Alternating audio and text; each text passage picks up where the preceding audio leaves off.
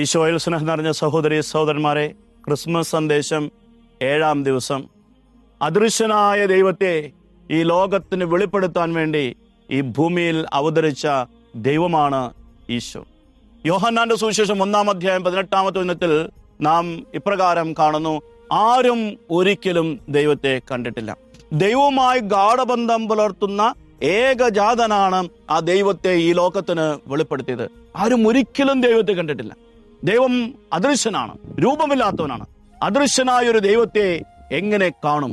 രൂപമില്ലാത്തൊരു ദൈവത്തോട് എങ്ങനെ സംസാരിക്കും? അപ്പോൾ മനുഷ്യരാശി മുഴുവൻ ഈ കാണപ്പെടാത്ത ദൈവത്തെ കുറിച്ച് കാത്തിരിക്കുന്നവരായിരുന്നു. ഈ കാണപ്പെടാത്ത ദൈവത്തിനെ, അദൃശ്യനായ ദൈവത്തിനെ ഈ ലോകത്തിലേക്ക് കാണിച്ചു കൊടുക്കാൻ വേണ്ടി, ഈ ലോകത്തിന് വെളിപ്പെടുത്തി കൊടുക്കാൻ വേണ്ടിയാണ് ഈശോ ഈ ലോകത്തിലേക്ക് വന്നത്. എന്തുകൊണ്ടാണ് ഈശോയ്ക്ക് അതിന് സാധിച്ചത്? കാരണം ഈശോ ദൈവത്തിന്റെ കൂടെയായിരുന്നു.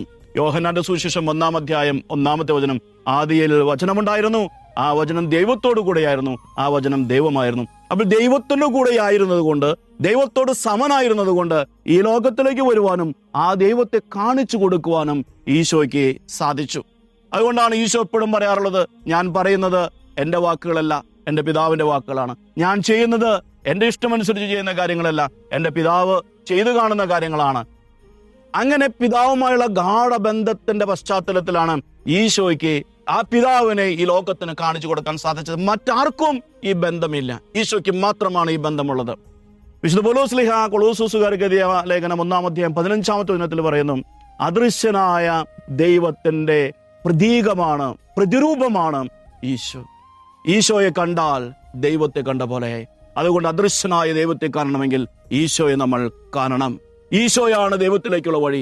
ഈശോയാണ് നമുക്ക് ഈ ദൈവത്തെ കാണിച്ചു തരുന്നത്. വിശുദ്ധ യോഹന്നാന്റെ സുവിശേഷം 14-ാം അധ്യായം 9-ാമത്തെ വചനത്തിൽ ഈശോ തന്നെ ഇക്കാര്യം പറഞ്ഞിട്ടുണ്ട്: എന്നെ കാണുന്നവൻ പിതാവിനെ കാണുന്നു. അപ്പോൾ അദൃശ്യനാണ് ദൈവം എന്ന ആ വലിയ ഒരു പ്രശ്നത്തിന് പരിഹാരമായി ഈശോയെ കണ്ടാൽ മതി, ദൈവത്തെ കാണാം. ഈശോയെ ശ്രവിച്ചാൽ മതി, പിതാവിനെ ശ്രവിക്കാം. ഈ ക്രിസ്മസിന്റെ അവസരത്തിൽ യേശുവിനെ കാണുവാനും പിതാവിനെ അറിയുവാനും പിതാവിലേക്ക് നീങ്ങുവാനുമുള്ള കൃപയ്ക്ക് വേണ്ടി നമുക്ക് പ്രാർത്ഥിക്കാം. ഈശോയാണ് ഈ ദൈവത്തെ ലോകത്തിന് കാണിച്ചു കൊടുത്തത്. ഈശോയിലൂടെയാണ് നമ്മൾ ദൈവത്തെ കാണേണ്ടത്. ഈ കൃപയ്ക്ക് വേണ്ടി നമുക്ക് പ്രാർത്ഥിക്കാം. സർവശക്തനായ ദൈവം നമ്മെ സമൃദ്ധമായി അനുഗ്രഹിക്കട്ടെ.